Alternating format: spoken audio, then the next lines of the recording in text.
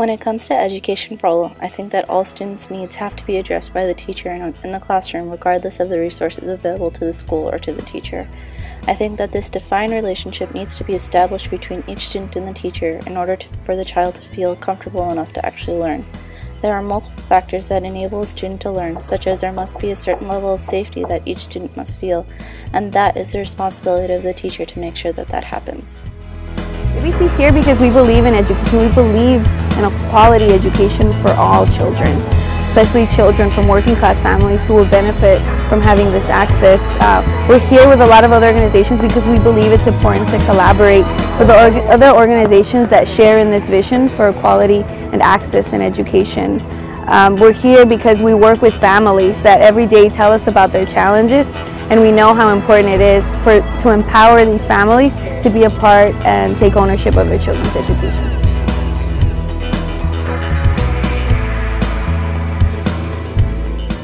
After our class discussion about education for all, I hold the same opinion that it is a right and a need for everyone to have the same level of education.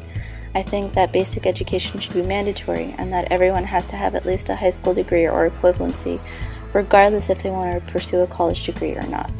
With so many different perspectives of what the educational system should entail, it is difficult to come to a solid conclusion that would be appeasing to all parties involved. Although some of the perspectives overlap with one another, many of them are lost among the mixes, which could possibly make or break a child's ability to learn successfully.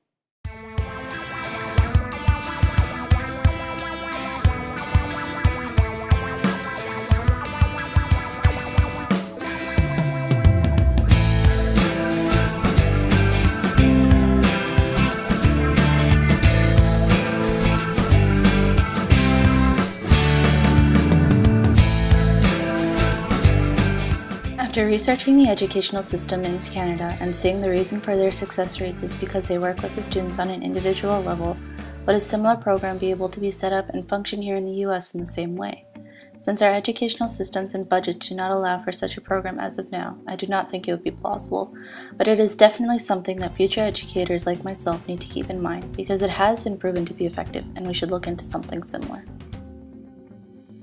Initial perspective on achievement gaps is that teachers should not be blamed for the students' lack of progress, and I think that schools need to understand that all students do not learn on the same level and their understanding and achievement levels will not be the same as a result, and to hold teachers accountable for something that is out of their control is sheer ignorance. After our discussion about achievement gaps within the classroom, I believe that even though all students learn on various levels, there are steps and tactics that teachers can use to ensure students understand and comprehend what is being taught in the class. And if after all measures have been exhausted and the student is still falling behind, that should not be a reflection of the teacher's teaching skills. Rather, it should be concluded to be circumstances outside of the educational realm. What would be the result of students who are, even after all extra effort is put in, continue to fail? Since there is a high percentage of kids who continue to fall through the cracks within programs such as No Child Left Behind, there needs to be more focus on what can be done to help those students. As a future educator, that means a lot of research into new means of teaching as well as creative implementation of existing material.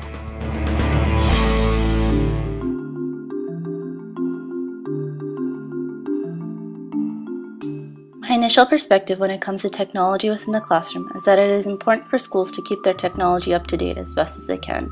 If we expect students to be able to learn and function within a fast-paced, technologically advanced society, then we need to constantly be exposing them to the vast types of technology that is out there. Also, students think and learn on various levels, and technology should be used as a tool that can help nurture those students that are not otherwise able to keep up with the rest of their class. After our class discussion on technology in the classroom, my perspective on the subject has changed. I think that although the ideal educational system would incorporate any and all types of new technology into the classroom, the fact of the matter is that there is not enough resources or budget to even consider an idea like this in the majority of the public schooling systems. And because it is such a difficult resource to attain, majority of the teachers have to find and adapt new tactics that would help their students to learn without being too costly. Would it be possible for school systems to be unified in the amount and type of technology that is provided in each classroom? Although there have been major budget cuts, I think it would be plausible for school systems to at least have equal number and quality of materials that are given to each teacher. This is a serious issue for future teachers like myself to constantly have to troubleshoot for spotty technology and equipment, and I hope when it comes time for me to actually be teaching in a classroom that it is not an issue I'll have to deal with. The impact that my ADCI 280 experience has had on me is that it has allowed me the opportunity to view the classroom in a more practical setting. I was able to see the theories and concepts I was learning during the seminars being practically played out in the classroom. The weekly look-fors and the buddy project were also helpful tools that aided my understanding of the practical classroom, and has shaped my understanding of how a classroom works, as well as aided me in sculpting the ways I plan to manage my own classroom.